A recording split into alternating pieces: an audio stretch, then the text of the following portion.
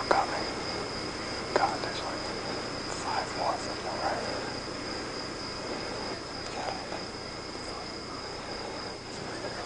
There's another open door. You know, when they make the 11 or 1 o'clock in the morning, what happened to the children inside, to the women? They are very afraid. They began to cry, to call for daddy or mama. There is nothing can control what they are doing. They do what they want. I have to answer the difficult questions of my kids to avoid them of psychological crisis.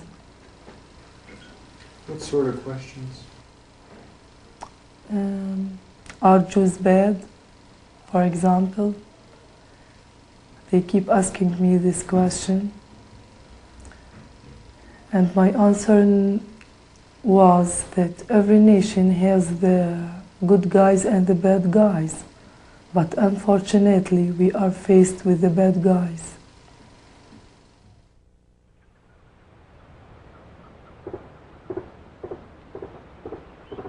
The trouble begins with the sort of regulations, the open fire regulations that allow shooting in situations where the soldiers do not have to defend their lives, when their lives are not being threatened.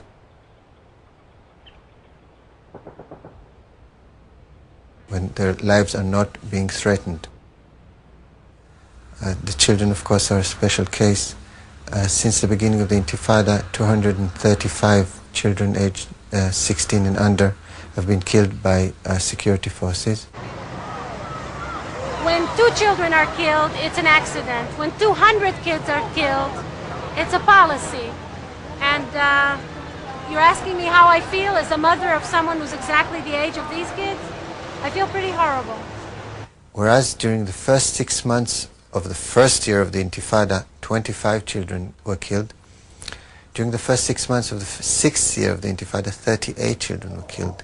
And there's absolutely no excuses to the effect that there's no experience. Soldiers were facing situations that they had not known hitherto, etc. Whereas myself was deeply involved in the struggle against occupation, and I expected that all Palestinians, all the new generations, will be at some point acting against occupation. Yet I started to see my children growing up, and I started to see that they will be at some point a target for the Israeli bullets. The speed is approximately 1 kilometer per second. And actually its devastating effect because of its speed. We've spent quite a bit of resources in trying to find non-lethal ways to deal with the Intifada. Plastic bullets, rubber bullets, sand bullets, a large variety of ways aside from tear gas and the regular ways of dispersing demonstrations. You use a variety of measures that are not supposed to be lethal. You have a 5.5-year experience that proves beyond any doubt that these measures are extremely lethal, that they have killed hundreds of Palestinians, hundreds of children, and still you claim that everything is right, everything is fair and square. Where is the catch? What is wrong? Their practices here is that they are driving Palestinians out of the country. They want Palestinians to leave, which is part of their policy of indirect transfer. And killing Palestinians is one of the policy that they have developed here. The plastic bullet is 0.9 grams, and it's a killing object too. It kills and causes severe wounds and severe damage. The name is so simple and naive, but still it is a devastating bullet. At the same time with this plastic bullet, they were using what we call it the rubber bullet. And this rubber bullet is in 2 versions. First, the cylindrical version, and what we have it here, we have the spherical version. But if we peel this version, this rubber, we come to inside, we find a metallic core, and which is about 15 grams. And again, the spherical one, it has a plastic cover. If we peel it again, we have a marble here, which is again is 15 grams. We had many cases in our intensive care have died of this bullet being in the brain. The cylindrical type here, it is lodged in the brain of a patient.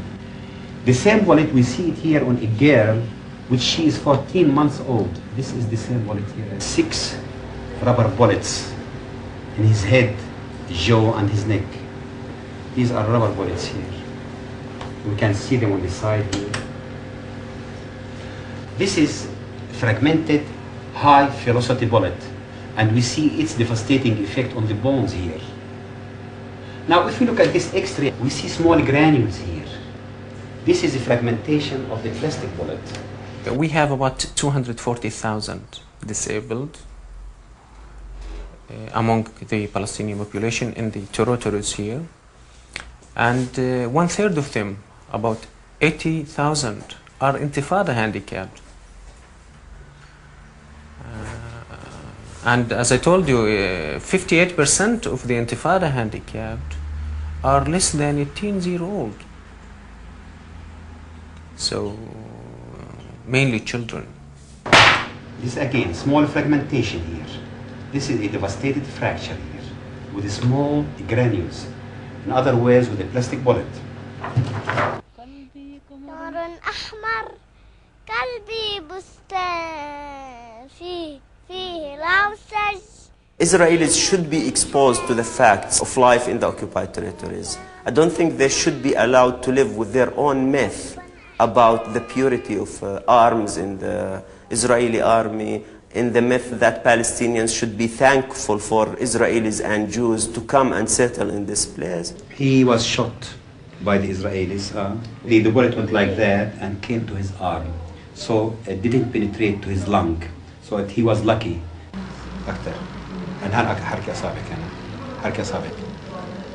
And at the same time, he got some bullets in his chest. And he really underwent sophisticated surgery here. So he's already 4 months here, but his condition is rather good comparatively. شو اسمك؟ شو اسمك؟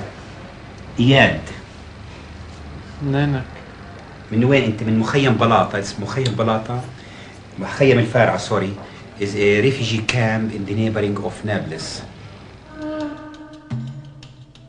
They built their state on my father's land, on his father's land. They built their state on our Palestine.